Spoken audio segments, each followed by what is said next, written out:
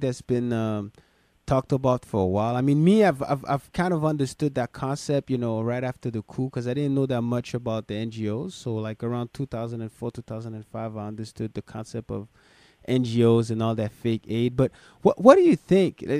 I'm just asking your opinion on that. What do you think it's gonna take for people to finally understand? Because it seems like every time people keep having this hope, like they give to Red Cross or they give to this and to that, and they keep knowing that the time before the money didn't get to the people, and now it's out there. What do you think it's gonna take for people to finally realize, like you say? I know it's kind of a hard question to answer, Well, but no, I mean it's a reasonable question. I wish I had a crystal ball to say, what would it take to wake up the universe? Yeah. What, folks, I've come to the conclusion, having done this for 2 decades, that the regular Joe, the regular person, is so involved with their own grind. And I mean, raising their children, trying to keep their head above water, that they can't go beyond a lot of that to try to change society. Yes. And the narrative of the status quo keeps them passive. Yes. And it really takes a very courageous and self-motivated and independent thinker to stand up and say, something is wrong here. How come we gave almost $1 billion to the Red Cross and they didn't use it for what they say they were going to use it? Because the gratification is just in the giving. They don't look for accountability because that's just too much work. And those of us who look for accountability, they call us, troublemakers. Because, we're not singing the praises of the Red Cross or Sean Penn or some of these professional poverty pimps. And I'm not going to say that Sean Penn is professional because he just got to Haiti. I just don't think they understand what the system is about. And by the time they understand it, they've become hooked into it. They've become hooked into raising money and flying around and living off adulation of people and not understanding that we must change the structure so that there is sustainable relief for people like, those like, for instance, in Katrina in the United States. Or right now you have a lot of stuff happening in America with these floods. I think that's the only thing that's going to make people understand is when they experience it themselves, when it's too late. Yeah, that would be sad. And they experience it themselves, for instance, and they see that, for instance, the flood happens in some place, and all of a sudden these NGOs come in, and it's okay for short-term relief when you're a farmer for them to give you some food because, everything is flooded out.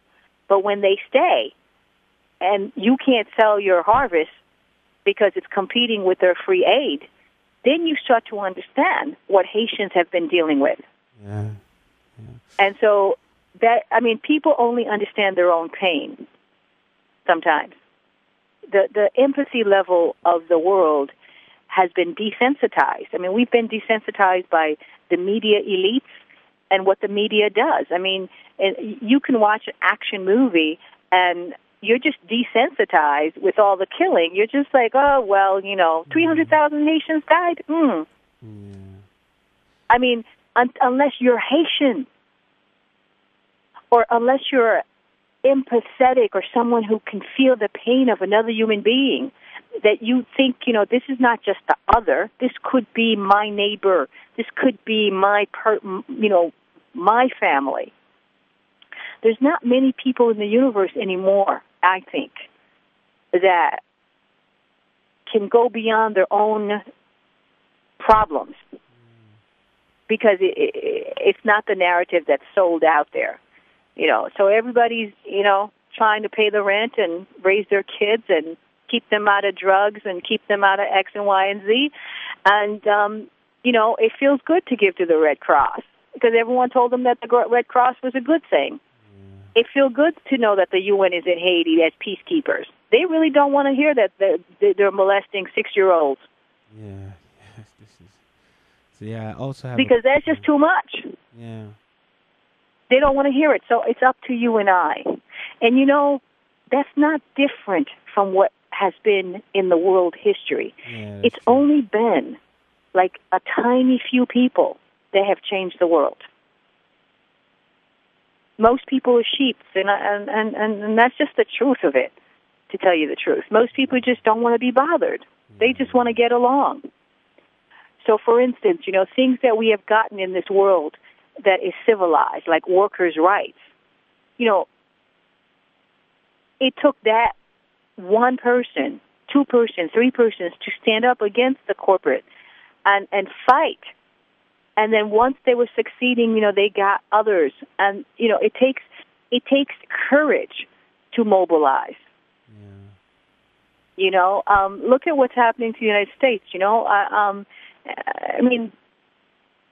So many people from so many different cross-sections, generations and races and genders went out and really wanted a different from Bush. Yeah.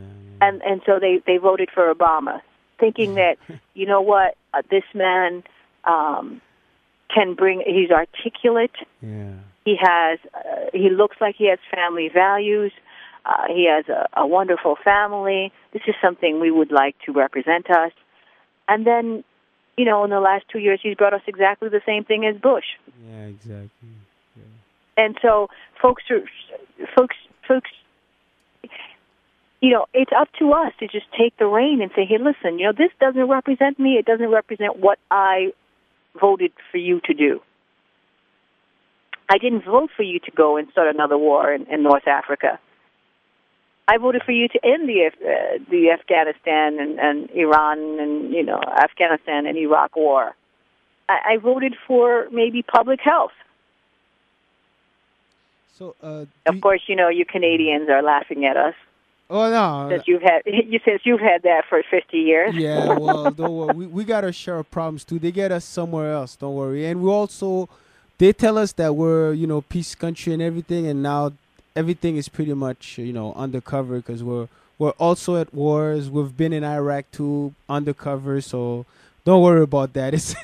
This is just part of the matrix when they show you that stuff. We're also also was part of the coup, and a lot of people don't know about that. So to me, but see, because that was linked to my next question, because I've seen in your blog, you talk a lot about the whole Obama being a puppet thing, and everything. But do you think that with people, when people look at this whole Obama thing, and even because there's an article you wrote that's very interesting, which called Bandio, Malfini, and Mongoose.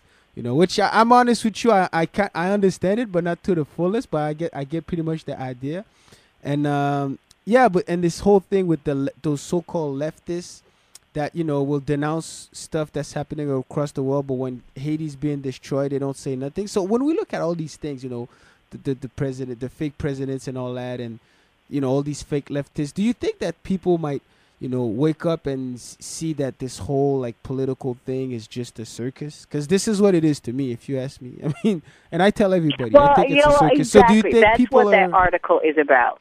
That the whole political drama, that at least I can speak to the United States, the political drama in the United States is just a big circus. Believe me, up here too. They play we have 2 parties, and they tell us that's democracy.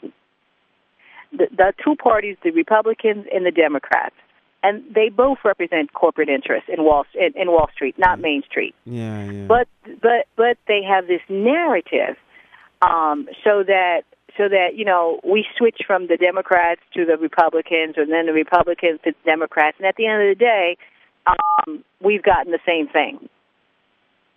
But the article that you talk about, Bandio, Malfini, and the Mongoose. Yes, exactly. I will try to explain it to you a little bit because I don't think this is really what the point of that article is. Recently,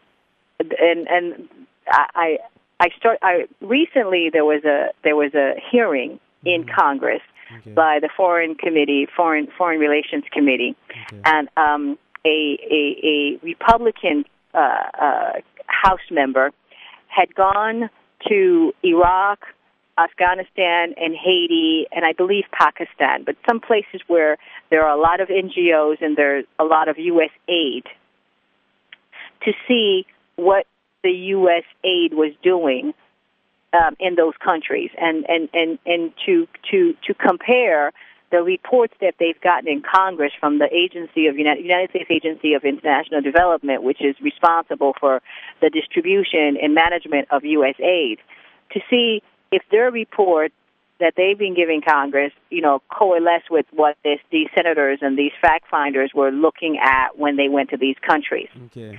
So, for instance, so essentially, at the hearing, right now the head of USAID, United States Agency for International Development, is a name called Ravish Shah. Okay. Mr. Shah is the head.